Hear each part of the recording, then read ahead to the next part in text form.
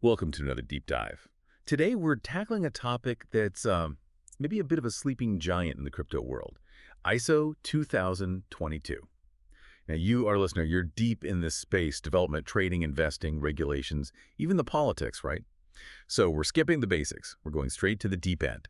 Our mission today, unpack how this financial messaging standard might just shake up, well, everything. Crypto, DeFi, regulations, maybe even U.S. leadership in crypto. Indeed. It's a really crucial area, often overlooked because it sounds, technical, dry, maybe, but it's genuinely the connective tissue. Think of it like the universal language that could finally bridge let's say, the old financial world with these innovative DLT Yeah, ecosystems. yeah. So yeah, we'll definitely skip the 101 and dive right into what it actually means, the practical side for digital assets meeting traditional finance. Okay, let's unpack that, this universal translator idea.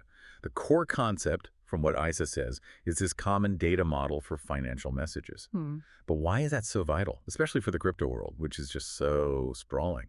Well, what's fascinating is that the whole financial services industry, and that definitely includes DLT, is just grappling with this tidal wave of digitized data.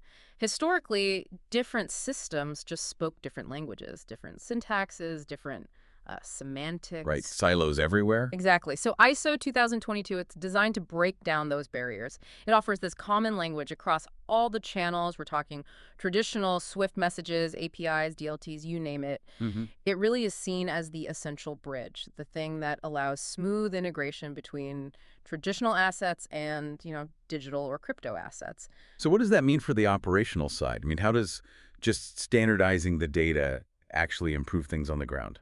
Ah, that gets to the heart of efficiency and risk, doesn't it? A common data model means more transactions can be finalized, holdings reported, without needing a person to step in. Okay, automation. Right. Which leads to earlier settlement. That reduces liquidity costs, credit costs, and crucially, it slashes the risk of errors, mismatches, delays. Those things can be incredibly costly, not just in money, but in reputation. And compliance, I imagine that's huge. Oh, absolutely. It's a potential game changer there. Think about preventing illicit finance. It mitigates risks like accidental money laundering, terrorist financing, sanctions breaches. Often those happen because the data just isn't clear or connected. You don't see the whole picture. Precisely. Standardized data is just inherently easier to search, to analyze for KYC, for AML checks. It makes identifying bad actors simpler, maybe even automating suspicious transaction reporting down the line. It brings a new level of clarity. And beyond just fixing problems, efficiency, risk, does this standardization open up genuinely new opportunities, new products for crypto? Yes, definitely. If you connect this to the bigger picture, standardized data makes developing new products and services much faster. Mhm. It's easier to combine data sets that just, well, couldn't talk to each other before. Ah, So that directly helps things like, say, institutional investment in crypto and security tokens, or using new payment instruments like stablecoins, maybe CBDCs eventually, on blockchains. layout. And it tackles that big challenge, identifying counterparties on these networks. How do you link an on-chain address to a real-world identity? Well, standardizing data helps link those accounts to digital IDs derived from customer data, KYC them again, but enabling new connections. Okay, speaking of connections, the ISO report was pretty clear that, securities tokens aren't just going to replace everything overnight. So it's about coexistence, interoperability. How does ISO 2022 actually enable that, make the old and new systems work together? Absolutely. That's the reality, coexistence. The traditional securities markets, they have these incredibly well-established global standards, Yeah. interfaces. You can't just ignore them. Decades of infrastructure. Exactly. So for DLT systems and traditional systems to work together successfully, you need standardized data exchange, Yeah. standardized interfaces. It's non-negotiable. Or else you risk operational inefficiency, fragmented liquidity. Basically, it just wouldn't work smoothly. ISO 2022, by defining these messaging standards, it directly addresses this. It provides universal codes for things we already use, like currencies, ISO 4217, Yeah. USD, EUR, etc. Yep. Securities identifiers, ISINs, counterparty identifiers, BICs, LEIs. There's really no reason DLT operators can't use these existing codes. That's the bridge for the data flow. Okay, this gets really interesting. The struggle for common identifiers for crypto assets themselves. The sources mentioned a few. Picker symbols, new ISO standards like DTI. How do these different pieces fit together? And Yeah. how do they link back to ISO 2022? Yeah, that's a key puzzle piece, isn't it? And you're right, it's a bit of a mix right now. For CBDCs, it looks like the existing ISO 4217 currency codes are becoming the standard. ISO TC68 is digging into definitions there. Right. For other crypto assets, Well, we mostly use ticker symbols, right? BTC, ETH, very simple. familiar, but maybe not enough detail. Exactly, not for robust financial plumbing. So there's a new ISO standard, DTI, that's ISO 24165, came out late 2021. It's specifically for fungible digital assets, but importantly, not currencies. What does it do? It provides a random, unique, fixed-length identifier. Think of it like a serial number for the digital asset itself, separate from its ticker. And what's clever is this partnership, ETS and ANA, trying to link DTI with existing standards like ISIN. How would that work? So the ISIN would identify the sort of the reference data of the asset itself, what it is, Wow. while the DTI would be the technical identifier, where the token actually is, including the specific blockchain. Interesting, like layers of identification. Kind of. And you also have FIG, the Financial Instrument Global Identifier that's been extended to crypto, and ITIN from ISA. So ISA 2022's role in all this is crucial. It needs to ensure these different ID schemes can actually talk to each other within the financial messages, integrate effectively. Prevent more silos. Precisely. Make them truly interoperable within the bigger financial communication picture. Okay, let's shift to settlement. This idea of on-ledger settlement, where the crypto asset and the payment token are on the same DLT network. It sounds like the dream, right? Atomic settlement. But what's the reality? Especially with CBDCs still mostly theoretical for wholesale use. Yeah, that on-ledger token versus token, or TVT settlement, the theoretical advantage is huge. You remove the need to go off-network for the fiat payment leg. Instant atomic settlement. Frictionless. Potentially, yes. But as you said, ideal wholesale CBDCs aren't really here yet. Central banks still have concerns, impact on banks, lending, all that. So what fills the gap? Well, stablecoins are the main alternative right now. They're being used for this. ICE's view is that CBDCs, when they arrive, really need certain attributes: standardization, interoperability, programmability.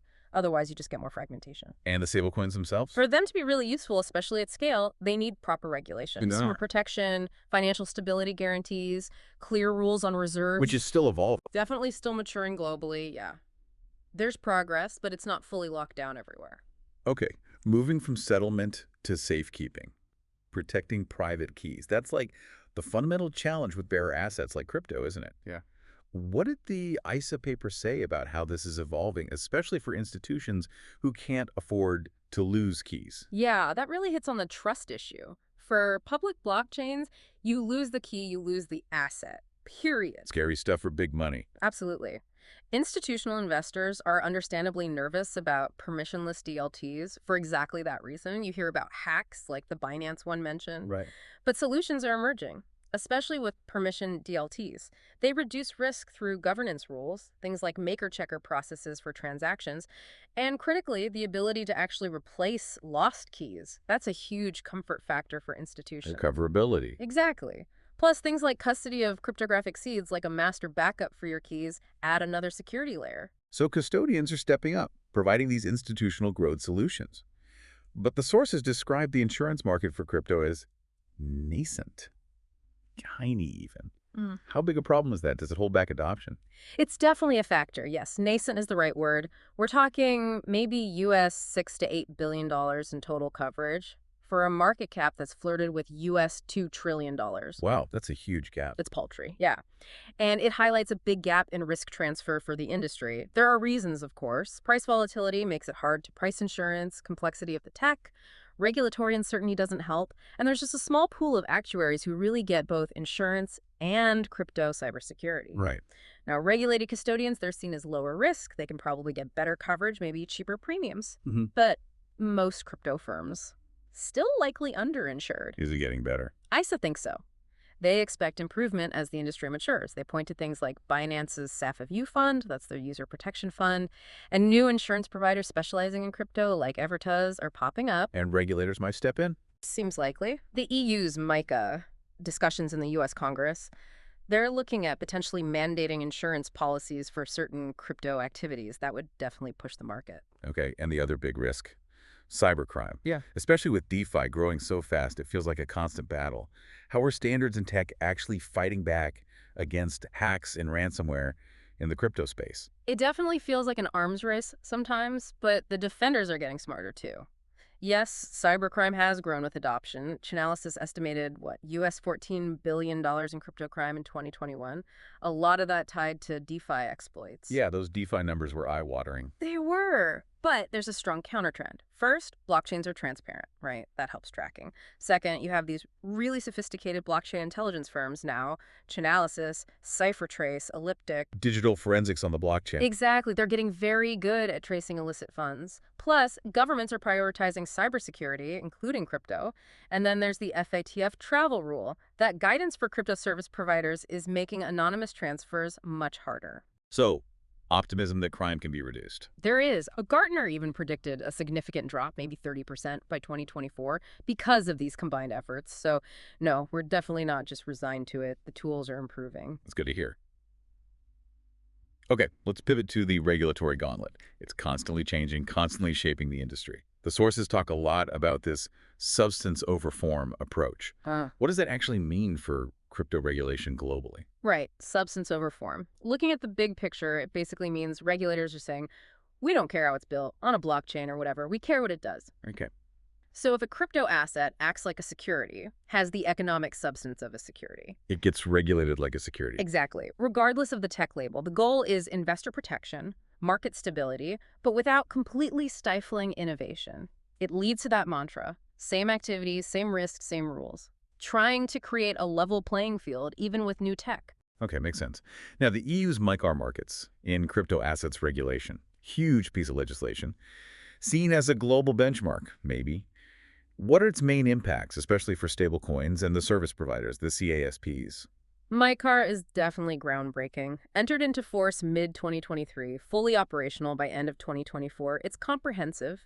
It sets up a pilot for DLT market infrastructures and this bespoke regime for crypto assets that weren't previously regulated, including stablecoins. Big focus on stablecoins. Yeah, huge focus. It sets really strict requirements for issuers and service providers in Europe, consumer protection, market integrity, AML, operational resilience, that's DURA.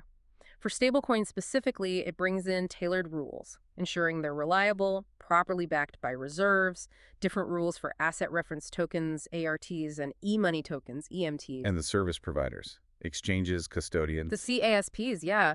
They have new obligations too. Things like segregating client assets, daily reporting requirements. It really professionalizes the space in Europe. Did anyone worry it's too much might stifle innovation? You hear that occasionally, but the general sense from the sources is that the clarity MiCAR provides is actually more valuable.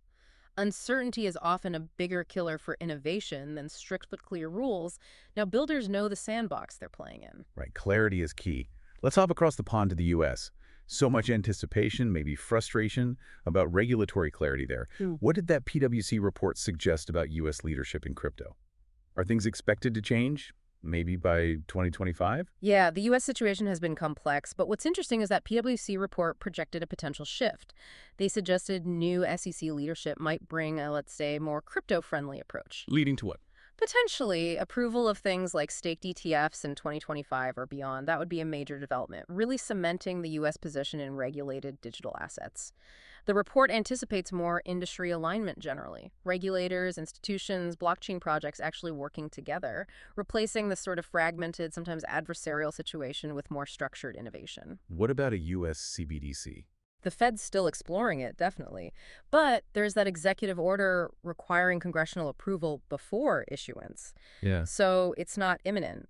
Meanwhile, you see state-level action, like Wyoming looking at stablecoins, state AML rules for crypto.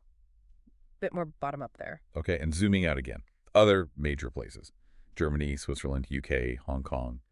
Are we seeing a common global direction, or is it still very much a patchwork? It's still a bit of a patchwork, but you definitely see common threads emerging. Convergence, maybe? Germany, for example, has its Electronic Securities Act, making digital securities legally equivalent to traditional ones, using electronic registers instead of paper. Modernizing. Exactly. Switzerland has its DLT trading system license, ledger-based securities. FINMA there gives pretty clear guidance on tokens, staking too, the UK. They've classified some crypto as restricted mass market investments, tightened rules on financial promotions. They're also regulating fiat-backed stablecoin issuers and custodians. And places like Hong Kong SAR are actively trying to become digital asset hubs, treating crypto as legal property, setting up licensing for trading platforms, and the big common thread, implementing FATF's travel rule for AML-CFT. That's happening almost everywhere. And ISO 2022 helps with that. Absolutely. That common data model makes implementing things like the travel rule, which requires passing originator beneficiary info, much easier. So bringing it all together, as someone deep in this space, dev, trading policy, what's the big takeaway for you from all this? Is this convergence between TradFi standards and crypto inevitable? And what really drives it? That's the core question, isn't it? How fast, how complete will this convergence be? The sources are clear. DLT is maturing fast, yes. But operational issues remain. Standards for true interoperability between DLT and legacy systems still developing. So what's the key? Collaboration. Simple as that, but hard to achieve. Everyone needs to work together: issuers, investors, regulators, the market infrastructures, vendors, fintechs. Getting agreement on definitions for crypto assets, sorting out the legal frameworks, agreeing on business and technical standards, that will set the pace. And ISO 2022. It's fundamental. Its ability to provide that common data language is just crucial for unlocking interoperability, for realizing the actual benefits of this new market structure. It's the silent enabler in the background. What a journey, really digging into the plumbing, you could say, of how traditional finance and crypto might connect. We've seen ISO 2022 isn't just some dry technical standard. It's potentially foundational for a more secure, efficient, and interoperable digital asset future. Indeed. The form changes tokens, blockchains, but the substance, financial responsibility, risk management, clear communication, that remains. And these efforts towards standardization, especially with ISO 2022 leading the charge on messaging, they really show this global push to bring proper frameworks to the crypto space. Okay, so as we wrap up, here's something for you, our listener, to think about. If ISO 2022 does succeed, if it truly enables this seamless interoperability between the old and new financial rails, what entirely new financial products or services might emerge? Things we can't even really imagine now because the data is stuck in silos. What's that next aha moment waiting just around the corner, unlocked simply because the data can finally flow freely? Keep thinking, keep exploring. We'll see you on the next deep dive.